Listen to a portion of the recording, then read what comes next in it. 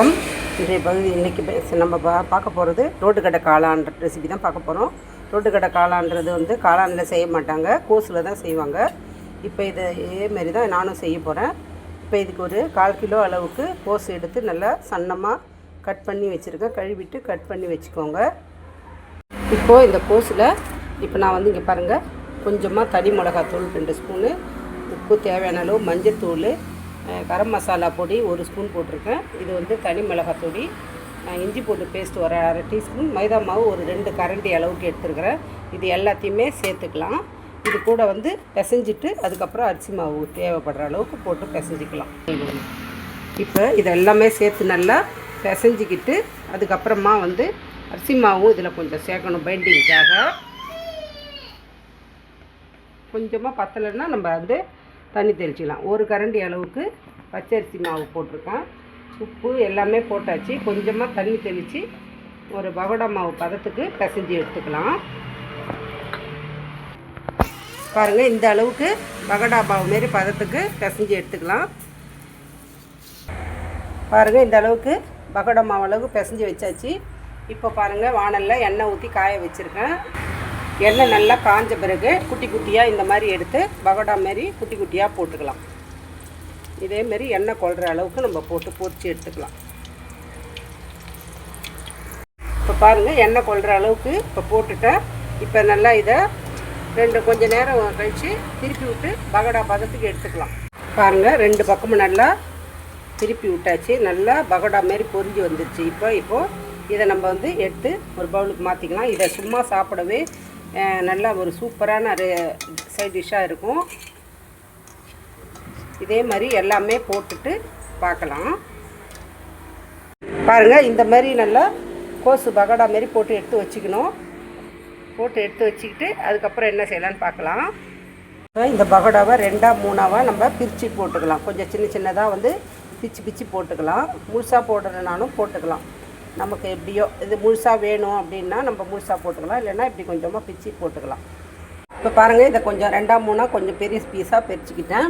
இப்போ வந்து அடுப்பில் அந்த வறுத்த அந்த எண்ணெயை நான் ஊற்றி வச்சுருக்கிறேன்.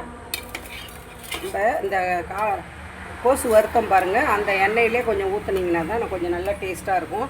இப்போ இதில் ஒரு 3 வெங்காயம், பெரிய வெங்காயம் கொஞ்சம் பொடிசாக கட் பண்ணியிருக்கேன். இதை சேர்த்துக்கலாம். இதை சேர்த்து வதக்கிக்கலாம்.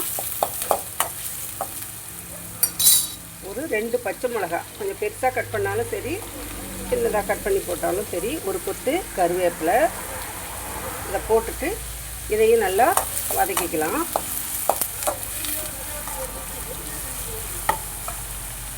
இதில் ஒரு 1/2 டீஸ்பூன் அளவுக்கு இஞ்சி பூண்டு பேஸ்ட்டு நம்ம அந்த கோஸுலேயும் சேர்த்துருக்குறோம், இதுலேயும் சேர்த்துருக்குறோம். அதனால் இதில் ஒரு 1/2 டீஸ்பூன், அதில் ஒரு 1/2 டீஸ்பூன் அளவு சேர்த்துக்கோங்க. ஒரு ஈவினிங் ஸ்நாக்ஸாக நம்ம வீட்டிலே நம்ம செஞ்சு எடுத்துக்கலாம். விருப்பப்பட்டால் நம்ம காளான் பாதி கோஸு பாதி கலந்தும் செய்யலாம், இல்லை கோஸு மட்டுமும் செய்யலாம், காளான் மட்டுமும் செஞ்சுக்கலாம். இப்போ இதை நல்லா வதக்கிக்கலாம். இப்போது இது வதங்கின பிறகு ஒரு சின்னதாக ஒரு 3 தக்காளி, இது வந்து தக்காளி சாஸ் சேர்ப்பாங்க அவங்க. நான் வந்து ஒரு 3 சின்ன தக்காளியை அரைச்சிருக்கிறேன். கழுவிட்டு கட் பண்ணிவிட்டு இந்த மாதிரி அரைச்சிருக்கிறேன். இப்போ பாருங்கள், இந்த வெங்காயம் தக்காளி பேஸ்ட்டு நல்லா வதங்கியிருக்கு. இப்போ இதில் வந்து நான் இதில் மல்லித்தூள் 1 ஸ்பூனு, தனி மிளகாத்தூள், மஞ்சத்தூள், கொஞ்சம் கரம் மசாலா வந்து எது வேணாலும் சிக்கன் மசாலா அது மாதிரி எதுனாலும் சேர்த்துக்கோங்க. இப்போ இதுக்கு மட்டும் தேவையான அளவுக்கு உப்பு சேர்த்துக்கலாம். நம்ம அதுலேயும் சேர்த்துருக்கோம், கோஸுலேயும். இதுக்கு மட்டும் தேவையான அளவு சால்ட்டு சேர்த்துட்டு இதையும் நல்லா நம்ம மசாலா வாசனை போகிற அளவுக்கு வதக்கிக்கலாம். இப்போ இதில் ஒரு 2 ஸ்பூன் அளவு கார்ன்ஃப்ளவர் மாவு நல்லா கலந்து கரைச்சி விட்டுருக்கேன். இதை நம்ம சேர்த்துக்கலாம். நம்மளுக்கு எந்த அளவு கிரேவி வேணுமோ அந்த அளவுக்கு நம்ம சேர்த்துக்கலாம். நல்லா இழுத்துக்கும், நல்லா ட்ரை ஆகிடும். நம்மளுக்கு அந்த அளவு லிக்விடாக வேணும்னா நம்ம ஒரு 2 டம்ளர் அளவு தண்ணி ஊற்றி 2 ஸ்பூன் அளவு கார்ன்ஃப்ளவர் போட்டுருங்க. இப்போ இதில் இந்த ஸ்டேஜில் உப்பு காரம் செக் பண்ணிக்கோங்க. இப்போது இதில் வந்து நம்ம பிச்சு போச்சு வச்சுருக்க கோஸு பகோடாவை இதில் சேர்த்துக்கலாம். இதில் சேர்த்துட்டு நல்லா வந்து கலந்து விட்டுக்கலாம். கலந்து விட்டுட்டோம்னாக்கா இதில் வந்து ரோட்டுக்கடை ஸ்டைலில் காளான் ரெடி. இதை மாதிரி பகோடா மாதிரி நம்ம போட்டு வச்சுக்கிட்டோன்னா நமக்கு எப்போ தேவையோ அப்போ வந்து நம்ம கொஞ்சமாக இந்த விழுது செஞ்சுட்டு நம்ம வீட்டிலே ரெடி பண்ணி எடுத்துக்கலாம். சின்ன சின்னதாக குட்டி குட்டியாக பிச்சு போட்டு வச்சுருப்பாங்க. எப்படி வேணுமோ நம்ம அந்த மாதிரி நம்ம பண்ணிக்கலாம். அதுதான் நம்மளுடைய ரோட்டுக்கடை ஸ்டைல் காளான் ரெடி ஆகிடுச்சு சூப்பராக. இப்போ இதில் வந்து நம்ம அழகாக வெங்காயம், அந்த கார்ன் சிப்ஸு இது மாதிரி எல்லாம் போட்டு அலங்காரம் பண்ணிக்கலாம். கொத்தமல்லி தழை தூவிக்கலாம்.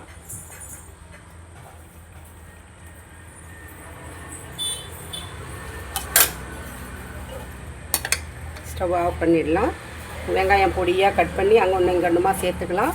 அதே மாதிரி இந்த காளான் சிப்ஸு இதையும் கலந்து கொடுத்தோன்னா அப்படியே ரோட்டுக்கடை ஸ்டைல்லையே இருக்கும்.